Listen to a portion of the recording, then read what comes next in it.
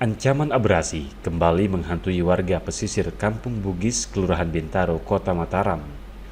Dengan kondisi cuaca ekstrim dan gelombang pasang yang terus meningkat dalam beberapa pekan terakhir, kondisi rumah warga semakin memprihatinkan. Sejumlah warga bahkan harus mengungsi setelah tempat tinggal mereka rusak akibat terjangan ombak. Mereka berharap pemerintah segera memberikan solusi relokasi yang aman. Ancaman abrasi masih menjadi kekhawatiran warga yang bermukim di wilayah pesisir pantai. Kondisi cuaca buruk memicu gelombang pasang yang semakin tinggi, membuat garis pantai semakin mendekat ke permukiman. Salah seorang warga, Zainul Makbul, menyampaikan, sejak setahun lalu rumahnya sudah tidak bisa ditempati. Sebagian besar tembok rumahnya rusak dan habis digerus ombak, hingga menyisakan bangunan yang tidak layak huni. Zainul dan keluarganya terpaksa mengungsi sementara ke rumah kerabat. Ia berharap ada relokasi dari pemerintah.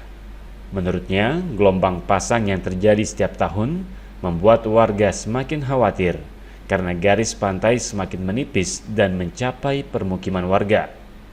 Ia mengakui hingga kini ia dan keluarganya terpaksa mengungsi sementara ke rumah kerabat dan berharap adanya relokasi dari pemerintah. Menurutnya, gelombang pasang yang terjadi setiap tahun membuat warga semakin khawatir karena garis pantai yang semakin menipis dan mencapai pemukiman warga. Terus sekarang tinggalnya di mana? Di rumah mertua. Sementara mengungsi berarti ya, Bang? Di rumah mertua. Memang kejadian seperti ini setiap tahun terjadi ya? Tahun dia masuk rumah warga. Terus mengungsi. Apa saja yang rusak selama kurun waktu beberapa tahun ini di rumah situ, Pak? Apa saja yang kira-kira udah rusak? Ini sudah di pinggir-pinggir rumah lalu diperbaiki, dirusak tertahun ini. Ini kadang jangan terbang. Atapnya bagi dipasang, keton gitu aja. Cuaca ekstrim biasanya terjadi pada bulan November hingga Februari. Dan periode inilah yang selalu menjadi kekhawatiran warga terhadap potensi gelombang pasang dan abrasi.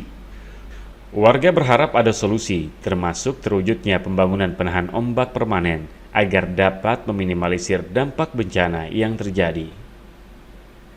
Ridwan, TVRI Nusa Tenggara Barat melaporkan.